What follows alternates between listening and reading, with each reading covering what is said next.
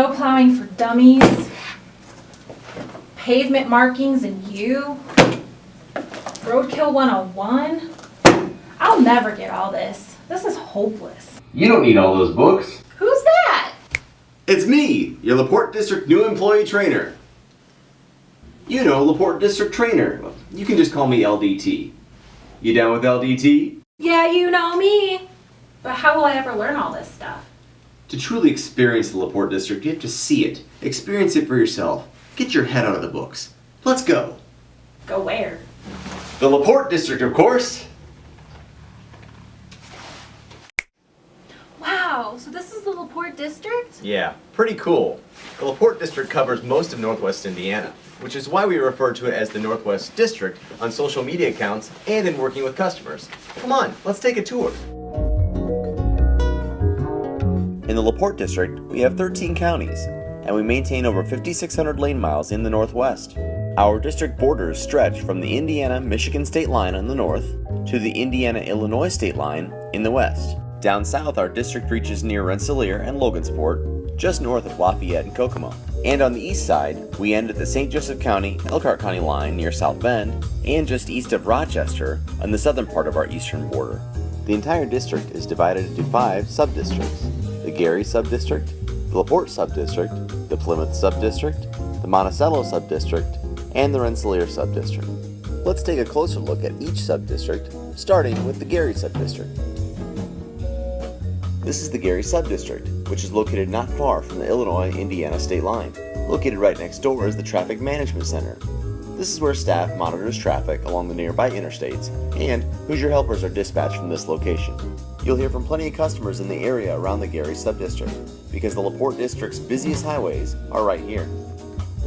The 2 major highways in the Gary Sub-District, and the reason for many customer inquiries, are I-8094 and I-65. Let's start with I-8094. Carrying as much as 200,000 vehicles a day with more than 50% truck traffic, 8094 is the main commercial vehicle route into Chicago. In addition, tens of thousands of commuters travel to and from the Chicagoland area every day. 8094 is at capacity, and there's no room to expand, so the closer you get to the Illinois line, the more congested it gets. During rush hour, when there's an accident, a snowstorm, or when there's construction, drivers are often backed up, prompting frequent customer service calls. The other heavy hitter in our Gary Sub-District is I-65. With more than 120,000 vehicles a day and 40% truck traffic, I-65 is often congested, especially near its connection with I-8094. The Gary Sub-District is also home to one of the busiest sections of US 30, which spans northern Indiana traveling east-west. In the city of Maryville, US 30 has heavy traffic accessing I-65, as well as congested business areas. Moving east now, let's check out our LaPorte Sub-District. This is the LaPorte Sub-District, which is positioned alongside the campus for the entire LaPorte District. The biggest cities in the LaPorte Sub-District are LaPorte and Michigan City. Some of the busiest INDOT highways in the LaPorte Sub-District are I-94, which travels to the Michigan-Indiana state line, and US 20.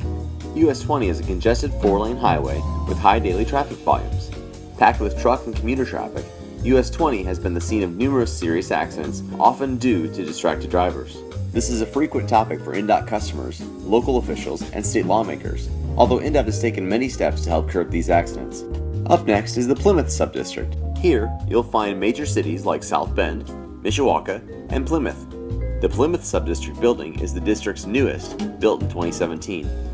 The Plymouth Sub-District covers nearly all of US 31 as it travels through the LaPorte District. In 2014, new limited access portions of US 31 opened between South Bend and US 30 in Plymouth, creating a safer and more efficient north-south route. In South Bend, the US 20-31 bypass is a top issue for INDOT customers. This busy, elevated highway travels around the city.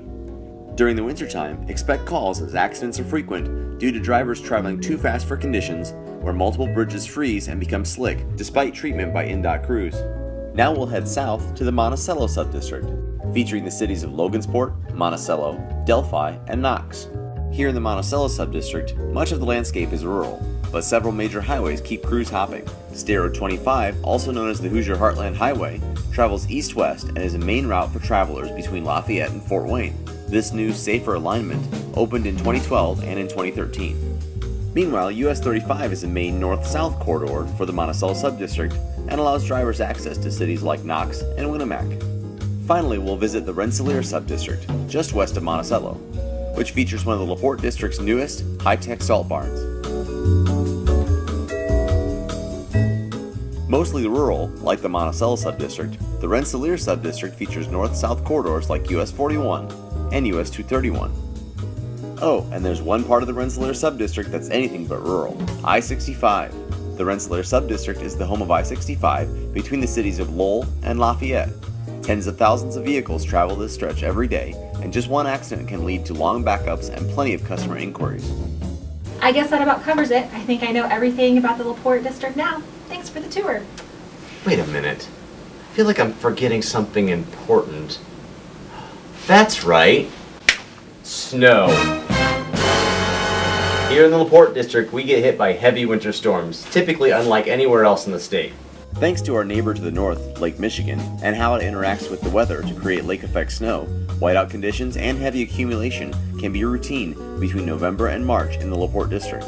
Snow accumulations that would paralyze other areas are par for the course in the northern half of the LaPorte district. Despite the tremendous efforts of our highway maintenance winter operations staff, the LaPorte district receives a number of frequent complaints when the snow flies. Customers claim they haven't seen any plows on the road, mailboxes are knocked over by plows moving heavy snow, we often hear that plow drivers in Illinois do a better job, and as a result of so much snow and the many freeze-thaw cycles here, we have complaints about an excess of potholes. So, no matter what time of the year it is, get ready, because winter is coming to the LaPorte district.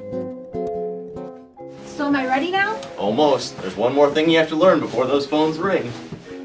I didn't mention one major highway that travels through the northern stretch of the LaPorte district, the Indiana Toll Road. There's a good reason for that. It's not ours to maintain. A private company maintains the Indiana Toll Road and handles all customer service issues. We often get calls, so make sure you give customers the right contact information and send them on their way. Okay, let's go back to the office. Well, that's it. The LaPorte district in a nutshell. Awesome! I'm ready to go! You'll do great.